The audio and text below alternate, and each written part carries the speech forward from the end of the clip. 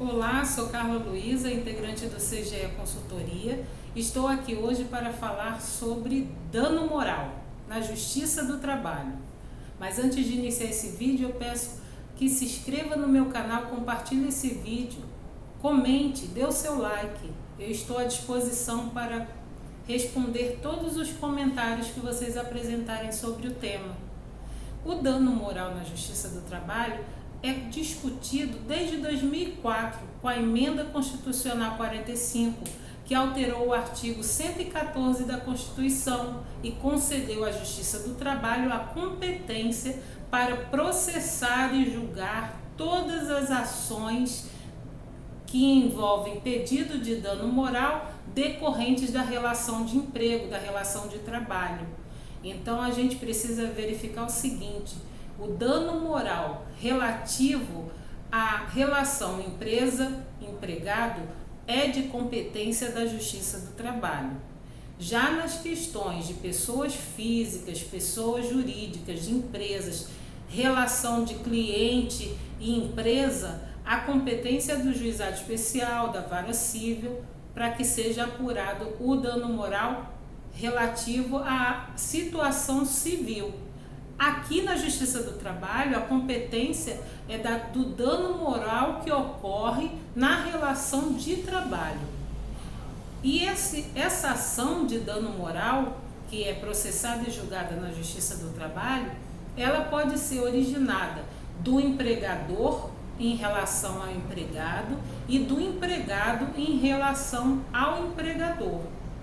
Vamos primeiro visualizar o que de fato é o dano moral. Dano moral, violação na ordem moral. É uma ofensa à honra, à imagem e à saúde física e mental do indivíduo. Nesse caso, tem os dois exemplos.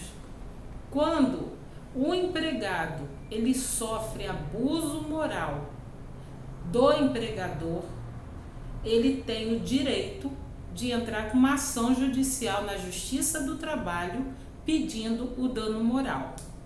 E esse dano moral, essa lesão, ela tem que vir acompanhada, fundamentada com dor, vexame, humilhação, ato que cause interferência intensa no comportamento psicológico.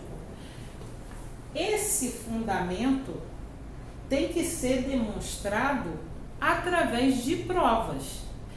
Assim como o empregado ele pode sofrer do empregador a violação na ordem moral, o empregado pode causar ao empregador também o dano moral. E o empregador tem o mesmo direito de acionar judicialmente o empregado por essa violação.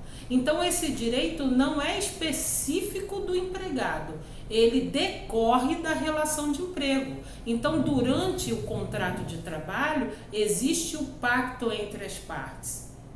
Na Justiça do Trabalho, existe o princípio maior, que é o princípio da proteção ao trabalhador. No entanto, a partir desse contrato de trabalho, o empregado ele pode gerar danos ao empregador também. E deve ser reparado, e deve ser acionado judicialmente, assim como o empregador deve reparar qualquer lesão que venha causar ao empregado.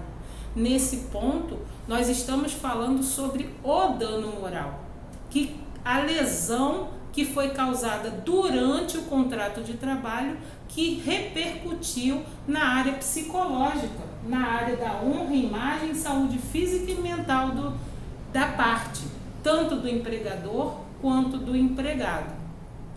E como a gente pode visualizar? O empregado, um exemplo, um empregado, ele trabalha há 4 anos na empresa e durante o período de trabalho, durante o seu cargo, durante a execução das suas tarefas, ele sofria o abuso dos seus superiores, que chamava ele de burro, que chamava ele de incompetente, que falava de forma reiterada que ele é incapaz, que ele não consegue realizar as tarefas simples da empresa e durante esses 4 anos o empregado, ele com medo de perder o emprego, silenciou. E esse silêncio, esse sofrimento interno lhe causou depressão. E essa depressão, ela saiu através de várias doenças do corpo que a impediu de ir para a empresa. E aí ele começou o seu tratamento psicológico. Ele começou a faltar para ser tratado com psicólogos, psiquiatras. Depois a empresa afastou ele para o INSS e ele ficou com o contrato suspenso. E veio a melhorar. E depois que ele melhorou, o INSS cessou o benefício de auxílio-doença para tratamento. Ele retornou à empresa e durante 2 semanas que ele estava na empresa, ele voltou a ter os sintomas da depressão por conta das atitudes reiteradas do seu superior. Isso é a configuração de um dano moral. Como é que o advogado vai transformar essa situação, essa circunstância em um direito do trabalhador? Ele precisa colher todas as provas para que essa lesão ela possa se transformar em uma indenização pecuniária ao trabalhador. É de fato sabido que o dano moral ele não é reparado de forma correta. Ele é transformado em indenização pecuniária. Na verdade, a pessoa que sofre o dano moral, ela tem a repercussão de doenças que vêm afetar a sua área psicológica, a sua área de imagem, de autoestima, a sua integridade moral e muitas vezes físicas, porque essas doenças elas acabam sendo transmitidas pela pele por conta de todo o sofrimento que o trabalhador vem guardando. E na Justiça do Trabalho, a forma com que o juiz ele tem para reparar é através da reparação pecuniária. E na Justiça do Trabalho, a média de indenizações ela gira em torno de R$2.000 a R$20.000. Essa é a média cotidiana das ações judiciais de dano moral. É verdade que esse valor ele não repara todo o sofrimento causado para o empregado durante períodos reiterados, anos a fios de sofrimento. No entanto, é o valor que os juízes entendem razoável para a reparação do dano moral. Em contrapartida, os casos de empregado que gera dano moral ao empregador também existem. Dá o exemplo de um empregado que se recusou a aceitar a determinação do empregador e ofendeu de forma agressiva, chamando palavrões absurdos, agredindo verbalmente e moralmente, humilhando o empregador na frente de todos os outros funcionários, dando margem a uma falta de respeito de todos os funcionários com o dono da empresa. Nesse caso, o empregador ele tem como repudiar essa situação. Além de penalizá-lo com advertência verbal, por escrito ou suspensão, o empregador pode dar justa causa no empregado. Todas essas questões, tanto do empregado quanto do empregador, eles precisam ser fundamentadas com provas. E como é que a gente vai provar esse dano moral? Através de testemunhas. E quando não tem testemunha, como a gente vai fazer? Através de evidências. Inicialmente, a prova principal e mais conhecida no pedido de dano moral é a prova testemunhal. Porque quando existe o vexame, a humilhação, o constrangimento, especialmente dos empregadores com os empregados, isso acontece na frente dos outros funcionários e isso causa o maior sofrimento ao empregado. E dentro dessa situação, dessa circunstância de humilhação, o empregado ele pode solicitar que algum dos funcionários presentes eles comprovem através de testemunha. Testemunhe o fato que ocorreu na sua frente.